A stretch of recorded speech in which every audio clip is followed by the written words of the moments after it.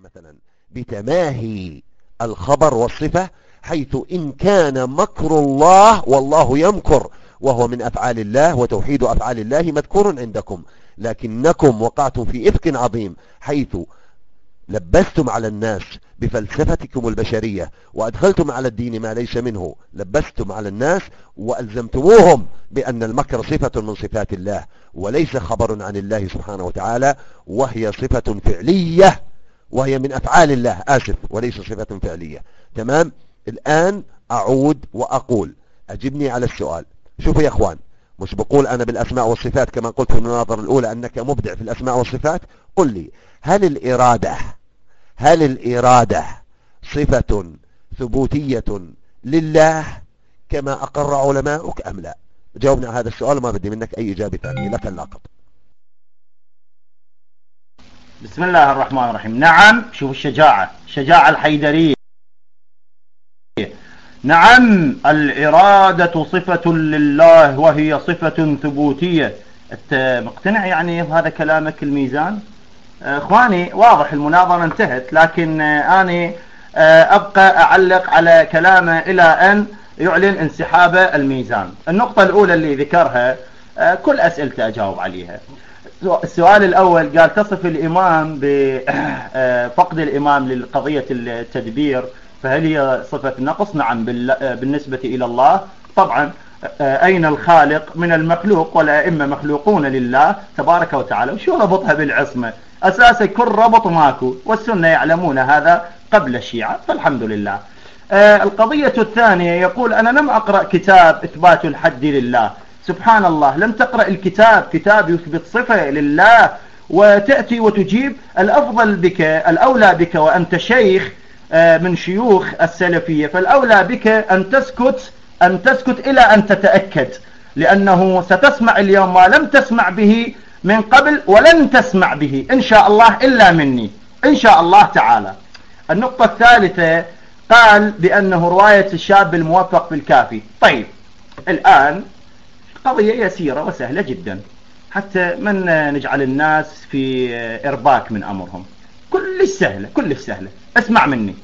من أثبت رواية الشاب الأمرد وقال أن النبي صلى الله عليه وآله وسلم رأى ربه في صورة شاب أمرد رؤيا عين، فهو اسمع يا ميزان، لاحظ هذه الشجاعة، مو شجاعتك البارحة تقول لي ابن تيمية والله من قال الله لا وجود له معدوم فهو مخطئ، هذا هو اللي قدرته. لا، اسمع مني، فهو كافر. رددوا وياي، كافر. الآن أريد أسمع منك شجاعتك وتصعد على المايك وتقول لي من قال أن رواية الشاب بالأمر الصحيحة كافر. هذا اللي أطلبه من عندك، بس هذا اللي أطلبه من عندك. جيد. الآن أكمل وأعلق على بقية اللي ذكره. شفتوا مرة أخرى أعاد الإرادة صفة ثبوتية. ما عندك غير هذا يا ميزان؟ مو أنا دا أقول لك صفة الإرادة صفة ثبوتية، الله سبحانه وتعالى يثبتها لنفسه. إنما يريد الله، وهذه من باب يقول احنا بالعراقي نضرب عصفورين بحجر. إنما يريد الله ليذهب عنكم الرجس أهل البيت. الله أثبتها بالقرآن ونحن نثبتها. ما أعرفوا إن إشكاله إلى الآن، إشكال واحد ما قدر يجيب، كل أسئلته فندتها. أكمل أيها الإخوة بالنسبة إلى الحد. الآن أمامكم هو يلف يمينا ويسارا ويقول الحد للمخلوقات. لنسمع ماذا يقول ابن تيمية في تلبيس الجهمية. اسمعوا، يقول الحد عقيدة السلف والأئمة، إثبات الحد لله عقيدة السلف والأئمة. اسمعوا معي، ابن تيمية في بيان تلبيس الجهمية ماذا يقول في الجزء الأول صفحة 287؟ لماذا أوقف الوقت أخي سفير؟ لماذا؟ شنو السبب؟ طيب احفظ الوقت، باقي 3 دقائق وقفت.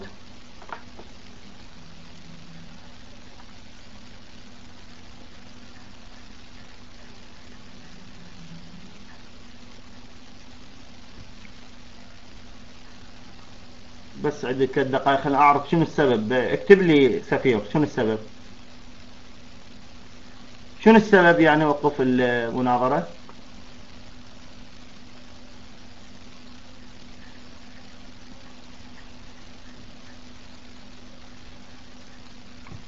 تسمعوني؟ اكو صوت؟ اخ ميشو اكو صوت ولا لا؟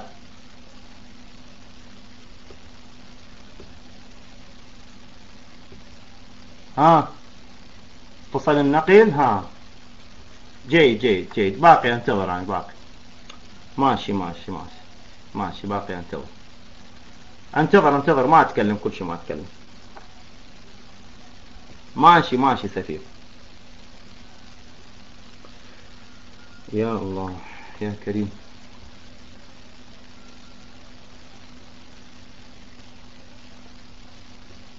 الآن أبدأ سفير. أبدأ.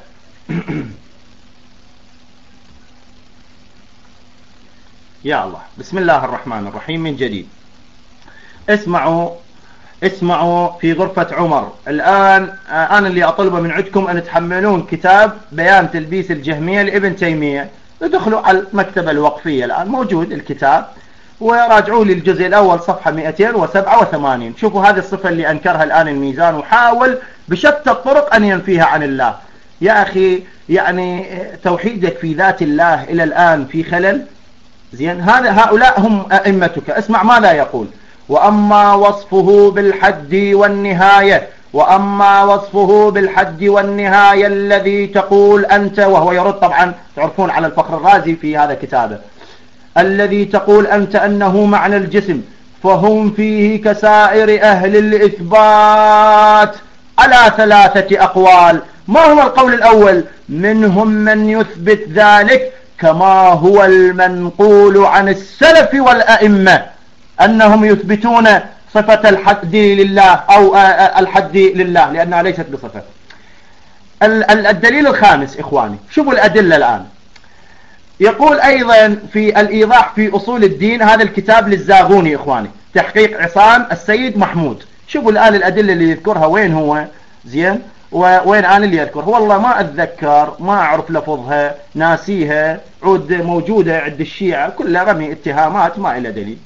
يقول: اختلف المتكلمون في نسبة الحد لله وليس للخلق يا ميزان، لله تعالى، فنفاه الأشاعرة. الحمد لله، مو فقط الشيعة اللي نفوه، لا الحمد لله، الأشاعرة وهم جمهور الأمة وهو يعرف الميزان، والمعتزلة وغيرهم ممن قال بنفي علو الله تعالى واستوائه على العرش، وأئمة السلف على إثباته، وأئمة السلف على إثباته. وكتبوا في غرفة عمر ونور العترة، كتبوا هذه العبارة.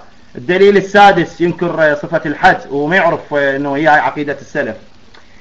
يقول هذا الدارمي: من لم يعترف بالحد فهو كافر. اسمعوا رد الدارمي على بشر المريسي. تعرفوا هذا الكتاب معروف وموجود بالانترنت، وموجود الكتاب إذا يريد الميزان أرسل الهيال، لأنه الظاهر أغلب الكتب ما موجودة عنده. اسمعوا: فهذا كله وما أشبهه دلائل على الحد، ومن لم يعترف به فقد كفر، فقد كفر. بعد في أصرح من هذه العبارات. الآن يتفضل الميزان ويقول لنا شنو عقيدته، خالف أهل السنة هو والجماعة في هذه العقيدة. يتفضل إلى المايك، يلا.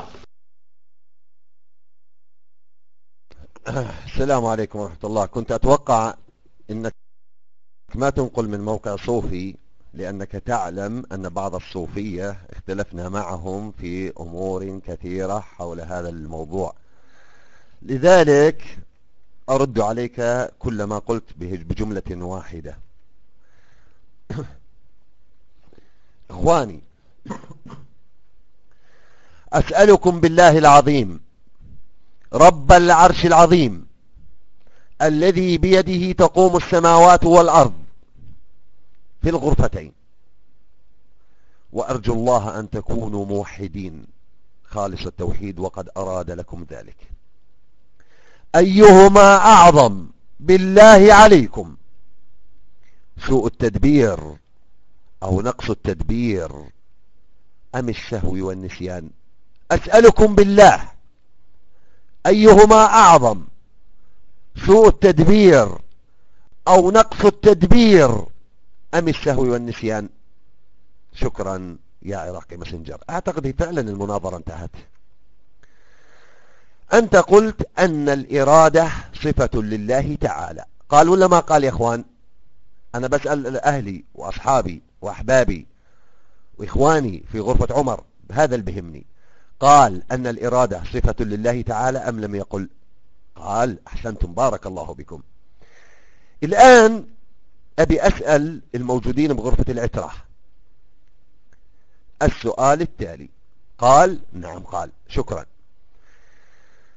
بما أنك قلت أن الإرادة صفة لله سبحانه وتعالى ومش أي صفة ثبوتية، أبي أسألك الآن على التكست، وإن كنت رجلا أجبني، وإن كنت رجلا أجبني. هل صفات الله مخلوقة أم لا؟ أقصد الصفات الثبوتية عشان ما يشد ذهنك على إشي ثاني. هل صفات الله مخلوقة أم لا؟ وأنت تعلم المخلوق ناقص، صح؟ دير بالك تقع. انتبه، جاوبني على التكست. هل صفة الله مخلوقة؟ حتى ننقل إجابتك للغرفتين. جاوبني، لا تفكر، لا تتعب حالك، ما راح حد يسعفك. جاوبني على التكست، ما في ماشي. اعطيني نعم أو لا، مخلوقة أو غير مخلوقة. هل صفات الله مخلوقة أم لا؟ لا. على المايك. الله أكبر. متيش قادر تجاوبني على التكست؟ طيب ركزوا في الغرفتين. سألته السؤال التالي: هل صفة الله الثبوتية الذاتية هل صفة مخلوقة أم لا؟ طبعا انتم بتعرفوا بالغرفتين أن الخلق ليس كالخالق، وأن النقص يعتري المخلوق ولا يعتري الخالق، وأن الشيعة يقولون أن صفات الله عين ذاته. إذا سؤالي لك هو، وهذا مهم: هل صفة الله الثبوتية مخلوقة أم غير مخلوقة؟ أعود وأكمل. شوف يا عزيزي، فيما ذكرت أنت لا تعلم في الأمور الحديثية عند أهل السنة والجماعة، معذور. عارف ليش معذور؟ لأنكم لم تعلموا مثلا بتماهي الخبر والصفة، حيث إن كان مكر الله والله يمكر وهو من أفعال الله، وتوحيد أفعال الله مذكور عندكم، لكنكم وقعتم في إفك عظيم، حيث لبستم على الناس بفلسفتكم البشرية وأدخلتم على الدين ما ليس منه. لبستم على الناس وألزمتموهم بأن المكر صفة من صفات الله وليس خبر.